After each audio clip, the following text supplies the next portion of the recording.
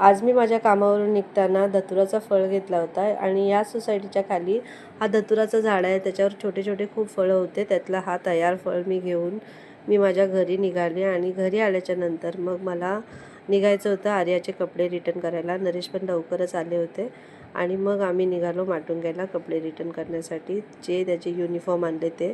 आणि ऑलमोस्ट हा शॉप बंद होत आला होता आणि तोपर्यंत मी पोचली होती।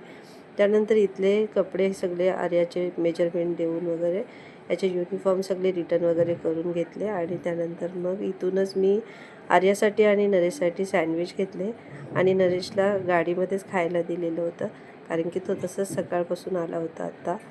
आणि मग इथून निघालो, मंदिराचं छान दर्शन केलं लांबूनच आणि त्यानंतर मग घरी आल्याच्या नंतर मी नमिताकडे आली होती।